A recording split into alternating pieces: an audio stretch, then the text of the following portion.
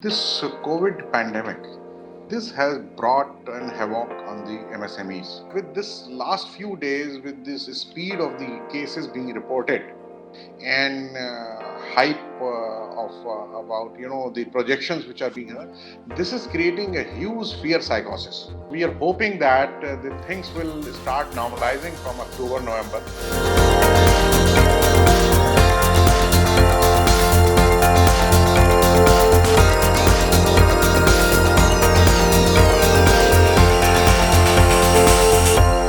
Considered the backbone of the Indian economy, the Indian SME sector has been particularly hit hard by the COVID 19 pandemic. Millions of businesses across different sectors have seen widespread economic destruction. To gauge the sentiment of small businesses, the state they are in, and the way forward, we have with us today Mr. Animesh Saxena, President, Federation of Indian Micro, Small and Medium Enterprises, FISME. Thank you, Mr. Saxena, for speaking to us. Thank you. Let me go straight to the topic and figure out what is the state of MSMEs in the country at the moment. If you see, not even before this pandemic, MSME, if you study it closely, it was already in a stressed sector. There were challenges of payments not coming on time, and the skill set available, technology available, access to technology. These were the challenges MSMEs were already facing. With this COVID pandemic, this has brought an havoc on the MSMEs in terms of the cash flow because of the zero revenue coming in last 2 months. This has broken their back, and on top of it, they had fixed costs to be borne: the salaries, wages, electricity, rentals, all these. So the biggest challenge before them was survival, whether they can handle this lockdown or closure or shortage of orders or not.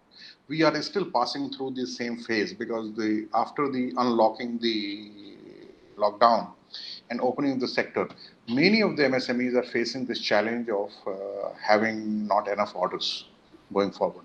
Plus, the payments are still stuck. The government, in this their announcement, has made it mandatory for, especially for the government and PSUs, to clear all the payments in 45 days. That came as a relief, and let's see on the ground whether the all the PSUs they clear it or not. But apart from this PSUs, there's a huge market for the private sector, where also we wanted government to have something like that, if not a directive, but some sort of mechanism where the private sector also pays the MSME on time in 45 days maximum on time. Second thing is the entire supply chain is still not open, and most of the MSMEs we are part of one of the supply chain in the value chain. Also have a tiny role in that.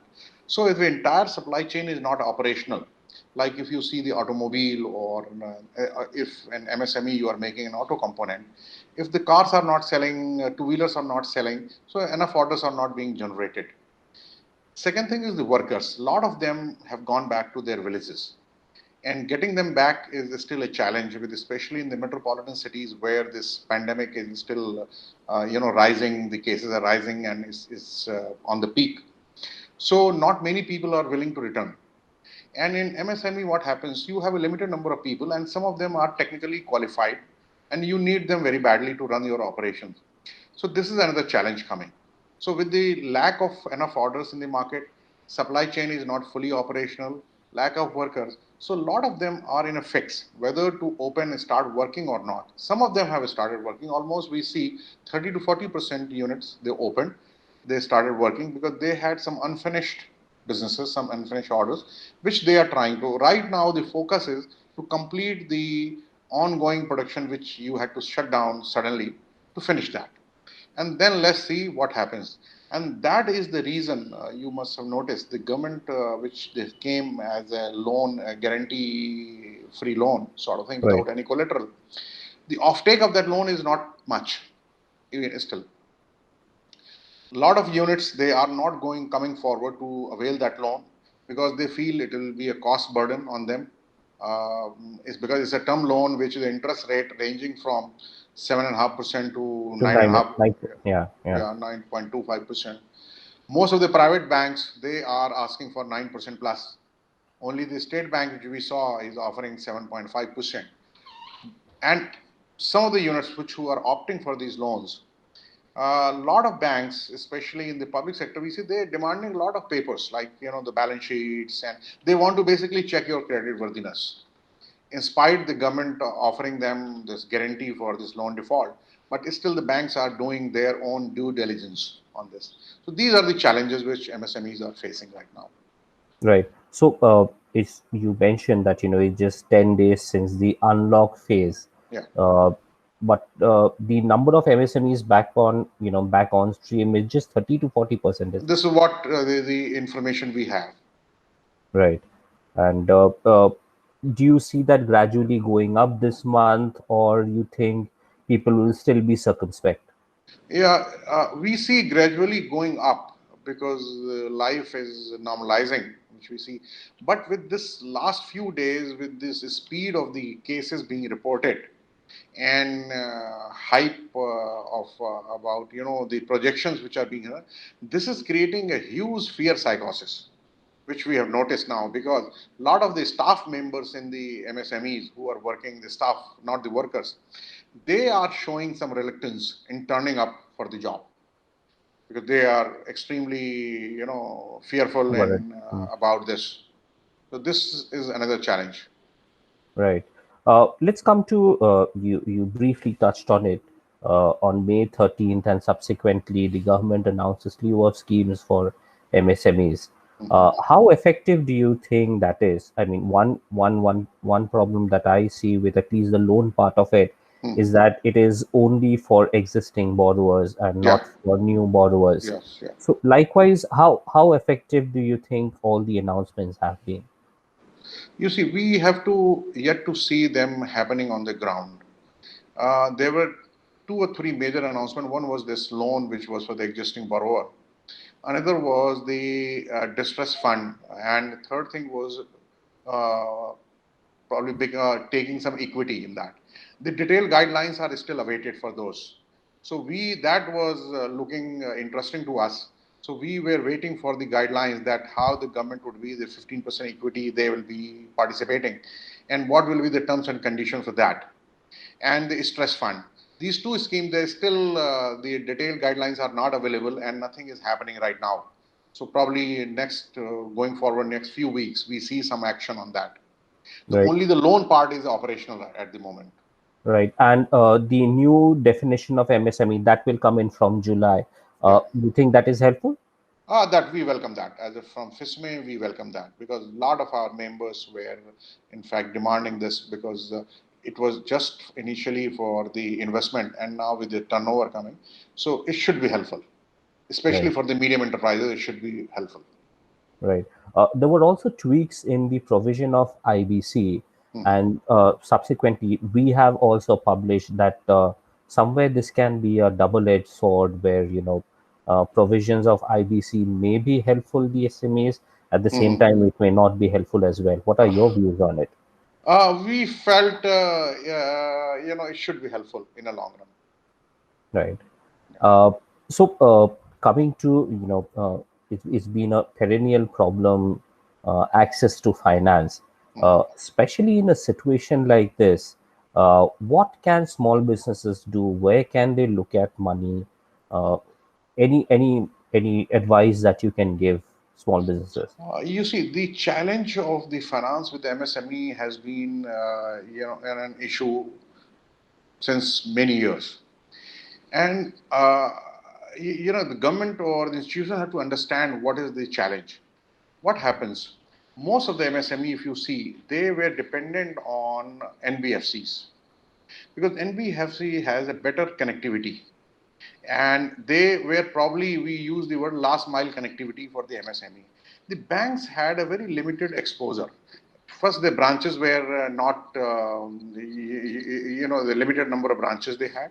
Second thing, in bank, if you see of people, the managers and officers who run those branches, they keep on changing every few years.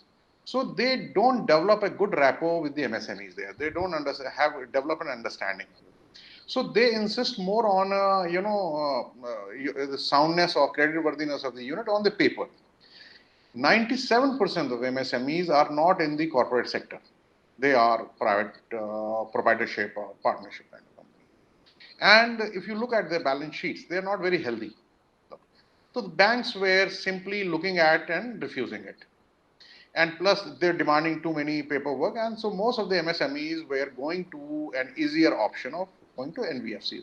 NBFC's advantage was they had a better, as I said, the connectivity with the borrowers because they were the locally based there and not changing too frequently the people who were managing the show. So they had developed and understanding, and plus they had a better credit, the risk appetite, I'll call it. Right. So they were understanding that this unit is operational and is surviving. So they were not going too much into their paperwork. And the advantage was they were charging higher interest, so they were able to survive also. With the NBFCs collapsing in the last 2-3 years, that forced the MSMEs either to go for the private borrowing, which comes at a very very high interest rate, and banks have their own set of norms. So our request and demand was to the government: why don't you strengthen the NBFCs again and keep a check, because NBFCs went in the collapse because of the lack of the financial discipline. A lot of money was diverted to non-performing areas on some bungling and all these things happen, mishandling of the money happened. If the NBFCs can be controlled by some of the lead banks, like suppose in a region, one particular PSU or a private bank becomes a lead bank and they control the NBFCs there. So they keep monitor on their disbursal, what they are disbursing and how they are doing that, so that any diversion can be noticed immediately. This could be so that the last mile connectivity can be achieved, which banks are currently not being able to do that. And so it's a win-win situation for both. For an MSME, for borrower, easy access to the money, and NBFC also taking slightly higher interest rate and surviving in between. So this is what the option which we had recommended. Right. Considering the situation that MSMEs face at the moment, what more could be done by the government to support the sector? Initially during this COVID lockdown, we have been forcefully requesting some direct financial support, either in form of the salaries of the workers and the staff. We offered them the mechanism like through ESI, you can do it, and all these things, and reduction of the fixed costs like the electricity, other things. Some of the state government offered some of the reduction, but not full. So we were requesting full waiver of the fixed electricity charges and providing these kind of support so that they can at least handle these 3-4 months of crisis where they don't collapse. Because once they collapse, it will be very difficult for them to revive again. And a lot of them will go back to a job market rather than the self-entrepreneurship. They go back to a job market. Unfortunately, these two schemes, due the reasons the government has its own limitations probably, so they probably did not go for this direct transfer. And the state governments also, either they had a financial crunch themselves, they did not opt for full electricity waiver, or like in particular case, I tell you, in Haryana, like Haryana has a home to large number of MSMEs, especially in Gurgaon, Faridabad belt. We were requesting the state government that waive the fixed charges, which they did very little. Up to 20 kilowatt load, some 50%, and below 20 watt, only 10,000 rupees. Plus, every month there is a cess charge on the wages of the workers, a labor welfare fund. It's a huge corpus is available with the state government, which could not be spent on the labor welfare activities. So our request was, this is also a crisis, and which is mostly the laborer workers are hit by this crisis. Why can't we release some fund from there and pay direct transfer to these workers so that they stay back, they don't run away, and they are in a better shape to work for this. But unfortunately, government said these are certain acts which we cannot do. We said in a disaster management act where everything has been superseded by this, so this Right. can also be done. but unfortunately the government didn't go for this. So we were still looking for some sort of support to these MSME. I mean, the loan was a good scheme to give them some liquidity, but it's coming as a cost.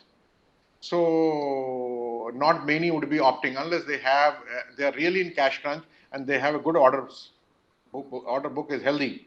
Then probably they may go in for it. But for a person who is already struggling, they will not like to add to their cost, and that's the reason the offtake of this loan is not much. I think only probably 3,000 crores or something has been disbursed so far. Right. You touched on the problem of labor. How acute is that? What are you hearing from your members in the association, especially with the migrants moving back? How acute is the labor problem? You see, right now the units which are operational, they are running between 30 to 50% of the capacity. Right. So it means the problem is acute. And how do you think, is there any way that the industry can get over this problem? No, we are not seeing any immediate solution to this because the way things are happening on the health sector, especially the workers will not be coming back to the metropolitan cities at least in next few weeks. Probably it will be the reverse migration will start happening from I think July onwards.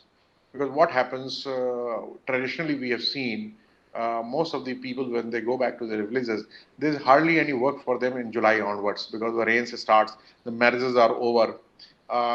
What they do mostly when the workers they go home, they are the marriages, especially in the summer season. They try to build their houses which are not in good shape. So, but July onwards we have seen there is hardly any activity available for them. So they start, the reverse migration starts happening in July onwards. And by that time, we'll know the situation here, especially in big cities. uh, within MSMEs are spread across different sectors. uh, which do you think are the industries which have been hit the worst? We see the automobile component and we see especially the apparel and textile. These two industries we felt were the hardest hit. Right. Mm. And probably because both of them are in a nature discretionary spends, right? Yes. So anything which is discretionary will suffer more. Yeah, suffer more. Yeah. Mm. Plus, these things are,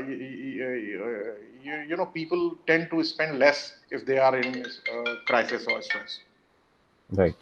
My last question to you would be, it's difficult, I know, but when do you think there would be some semblance of recovery, and we can get back to some sort of, at least start talking about growth?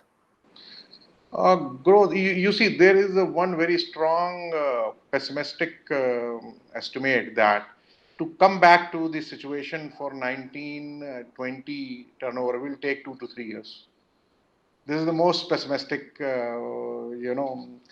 which we have been internally discussing, that to reach to this level where we were, it will take 2 to 3 years.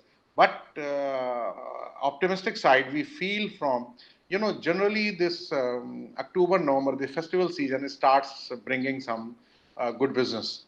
So we are hoping that the things will start normalizing from October, November, and this year, this financial year, everyone will close by less than 20 to 30% in their revenue. And probably the year after that should be, if everything goes well, this pandemic doesn't come back again next year, haunting us again from November, December, then probably we should be able to recover that, whatever we lost, and we come back to the same position next year. Great. Thank you so much for talking to us. Thank It's you. been a real pleasure, and getting to know where the sector stands and the pain points and probably the way out. Thank you so much for talking to us. Thank you. Bye bye.